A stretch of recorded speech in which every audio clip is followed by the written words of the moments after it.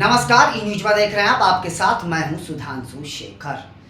आज मैं बात करने जा रहा हूं बॉलीवुड के उस सुपरस्टार की जिन्होंने अपनी पहली फिल्म में 2 मिनट का रोल किया, लेकिन वो रोल इतना जबरदस्त किया कि उसके बाद उनके सामने फिल्मों की लाइनें लग गई। उसके बाद धड़ाधड़ कई सुपरहिट फिल्में उन्होंने दी। आज वो बॉलीवुड में ठाकुर के नाम से जाने जाते हैं। जी हाँ, मैं आपको बताऊं कि उन्होंने जो रोल किया, जो किरदार किया, वह किरदार आज बॉलीवुड में एक इतिहास है और उस इतिहास को तोड़ पाना किसी के बस की नहीं है। जी हाँ, आप पूरे वीडियो में बने रहिए, आप वीडियो स्किप मत कीजिए। मैं विस्तार से उस सुपरस्टार की कहानी आज आपको बताने जा रहा हूं। आज मैं उस सुपरस्टार की बात कर रहा हूं जिनका नाम है संजीव कुमार। संजीव कुमार ने पहली फिल्म हिंदुस्तानी में अपना काम किया था और किरदार सिर्फ 2 मिनट का मिला था, और वो 2 मिनट का किरदार ने उनके ज़िंदगी में एक ऐसा छाप छोड़ा कि उसके बाद उनके सामने कई फिल्मों की कतार लग गई। उनके पास इतने काम हो गए कि उनके पास समय तक नहीं था। उसके बाद उन्होंने कई सुपरहिट फिल्में दी और उसके बाद धीरे धीरे वो बॉलीवुड के सुपरस्टार में उनकी गिनती होने लगी। आज उनका नाम बॉलीवुड के इतिहास में स्वर्ण अक्षरों से लिखा जाता है। आज बॉलीवुड में जो उन्होंने अपने किरदार की बदौलत जो छाप छोड़ा है, उस छाप को कभी भुलाया नहीं जा सकता, कभी मिटाया नहीं जा सकता।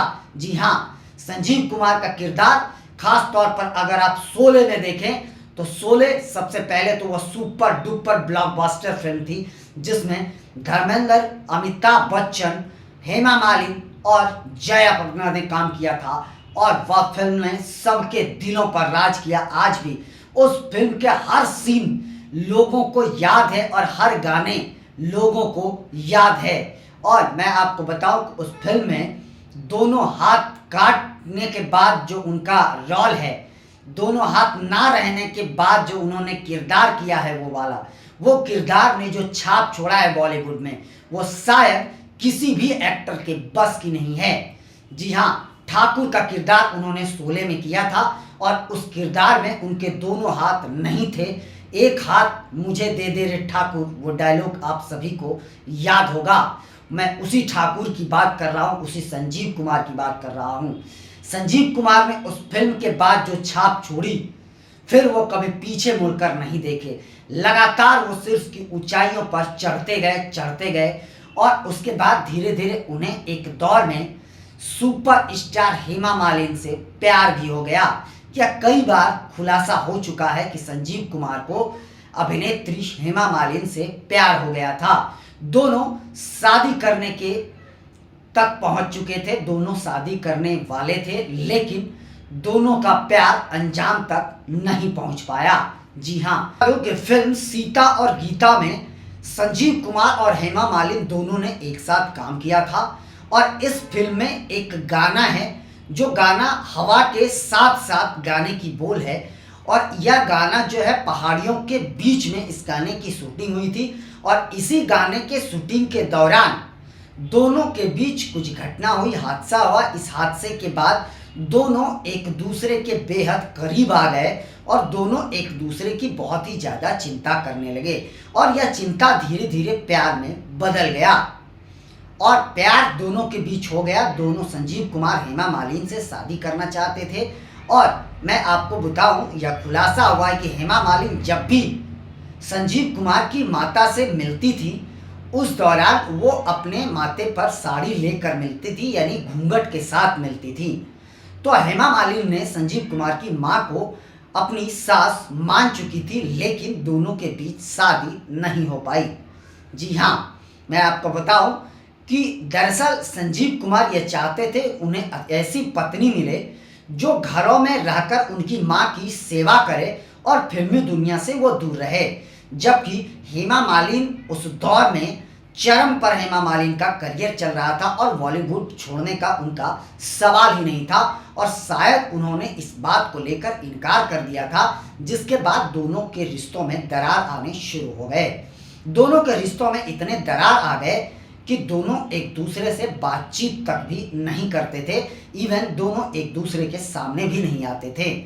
समझ सकते हैं आप दोनों के बीच कितना अधिक प्यार हो गया था, और वह प्यार जब परिवार नहीं चढ़ पाया, जब शादी नहीं हो पाई, तो दोनों के बीच कितनी गहरी खाई हो चुकी थी रिश्ते में, इस बात को आप समझ सकते हैं।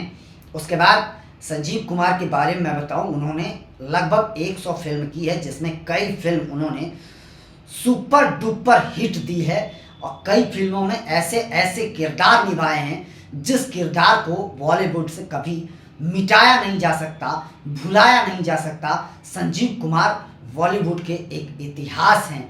उनका किरदार बॉलीवुड के नए लोगों के लिए एक प्रेरणादायक है। उनसे लोग बहुत कुछ बॉलीवुड के आज भी सीखते हैं, क्योंकि वो उस तरीके का एक्टर है। उनकी एक्टिंग, जो उनकी छाप है जो छोड़ी है एक्टिंग से उन्होंने, उस छाप को शायद कोई भी मिटा नहीं पाएगा जो छाप संजीव कुमार ने छोड़ी। ऐसी कई फिल्में हैं जिस फिल्म में उन्होंने शानदार अभिनय से दर्शकों के दिलों पर राज करा है। उस दौर में संजीव कुमार की तूती चलती थी। मैं बताऊं, हेमा मालिनी भी उस समय, हेमा मालिनी का करियर भी बहुत ही ज़्यादा पीक पर था, लेकिन दोनों के बीच प्यार परवान चढ़ गया। और यह गाना जो मैंने आपको बताया, हवा के साथ साथ, यह गाना उसी दोनों पर अब जो है फिल्माया गया था, उसी दोनों को लेकर बनाया गया था, जिस गाने के दौरान दोनों के बीच कह सकते हैं कि प्यार हो गया था, और प्यार परिवार नहीं चढ़ पाया, दोनों का प्यार अधूरा ही रह गया। बाद में फिर दोनों के रिश्ते में दरार आई, दोनों एक दूसरे से अलग हो गए। धीरे धीरे संजीव कुमार किसी कारणवश बीमार पड़े, और केवल 47 साल की उम्र में, यानी साल 1988 में संजीव कुमार ने दुनिया को अलविदा कह दिया। यह बॉलीवुड के लिए बेहद दुखद पल था। उस दौर में हेमा मालिनी को भी बहुत ज़्यादा दुख हुआ था। हेमा मालिनी भी पूरी तरीके से टूट चुकी थी, क्योंकि एक वक्त था जब दोनों एक दूसरे के बिना रहते नहीं थे। और एक बैग, हालांकि दोनों के रिश्ते में जरूर दरार आई थी, लेकिन अंदर ही अंदर दोनों के बीच प्यार ज़रूर थी। दोनों के बीच प्यार परवान इस वजह से नहीं चढ़ पाया क्योंकि हेमा मालिनी अपना करियर बनाना चाहती थी, और संजीव कुमार ऐसा पत्नी ढूंढ रहे थे जो उनकी माँ की सेवा कर सके। संजीव कुमार अपनी माँ से बहुत ही ज़्यादा प्यार करते थे, इस वजह से वो ऐसा पत्नी चाहते थे। लेकिन हेमा मालिनी से उनकी शादी नहीं होने की वजह से उन्होंने कभी शादी नहीं की। 47 साल तक वह कुंवारे रहे। कई बार वो सदमे में भी गए, जिसके बाद धीरे धीरे वो बीमार होते चले गए, वो टूटते चले गए, और टूटने के बाद 47 साल की उम्र में उनका निधन हो गया। वह वक्त बॉलीवुड के लिए बेहद दुखद वक्त था।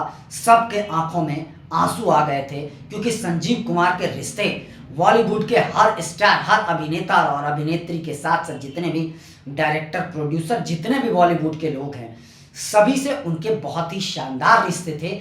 क्योंकि एक तो वो कलाकार बहुत बेहतरीन थे, दूसरा वह इंसान बहुत बेहतरीन थे। इस वजह से उनके रिश्ते सभी से बहुत ही बेहतर थे। लेकिन उनके जाने का दुख सभी को हुआ, और वाकई बॉलीवुड को 1988 में बहुत बड़ी क्षति भी हुई है। फिलहाल उसके बाद मैं बताऊं आपको, हेमा मालिनी ने बाद में सुपरस्टार धर्मेंद्र से, धर्मपाजी से शादी कर ली। आज दोनों एक दूसरे के साथ खुशहाल जीवन व्यतीत कर रहे हैं। धर्मपाजी के बारे में तो आप सब ने सुना ही होगा, फिल्म शोले में धर्मपाजी भी थे। धर्मपाजी के रिश्ते भी संजीव कुमार से बहुत बेहतर थे। धर्मपाजी आज भी संजीव कुमार को याद करते हैं। जब भी कभी चर्चा होती है तो धर्मपाजी विस्तार रूप से संजीव कुमार की कहानी सुनाते हैं कि वो कैसे इंसान थे और उनकी एक्टिंग क्या थी। क्योंकि संजीव कुमार के एक्टिंग के सभी लोग कायल थे। संजीव कुमार से, चाहे उसने सीनियर एक्टर हो या जूनियर एक्टर हो, सबने उनसे सीख ली है, क्योंकि उनमें एक्टिंग कूट कूट कर भरी हुई थी। हर तरह का एक्टिंग संजीव कुमार को आती थी, चाहे वो मुख्य किरदार में हो या वो साइड हीरो के किरदार में हो, लेकिन उनकी एक्टिंग बेहद शानदार होती थी। आप समझ सकते हैं कि 2 मिनट, केवल 2 मिनट के रोल में उन्होंने ऐसा छाप छोड़ दिया कि उनके पास फिल्मों की लाइनें लग गई। तो समझ सकते हैं उस एक्टर की क्षमता कितनी कूट कूट कर उनमें एक्टिंग भरी होगी, या आप लोग खुद समझ सकते हैं कितने शानदार अभिनेता और जानदार कलाकार थे वो। लेकिन महज 100 सिनेमा उन्होंने किया, जिसमें कई सुपर डुपर हिट फिल्में दी, और उनमें से 100 में से ही कुछ में उनकी एक्टिंग जो है वह कभी भुलाया नहीं जा सकता। वह एक इतिहास है जिसे कभी मिटाया नहीं जा सकता। फिलहाल आज जो हमारे बीच नहीं है, इस बात का हम सभी को दुख है। उन्हें हम सब की ओर से नमन है। अभी के लिए बस इतना ही, मुझे दीजिए इजाज़त। हम अन्य खबरों के साथ भी आप लोग के बीच रूबरू होते रहेंगे। आप सबों से निवेदन है कि चैनल को आगे बढ़ाने के लिए लाइक शेयर सब्सक्राइब के साथ साथ कमेंट करना ना भूलें, और आप लोग अपना बहुत ज़्यादा ख्याल रखें। तब तक के लिए मुझे दीजिए इजाज़त। आप सभी का शुक्रिया।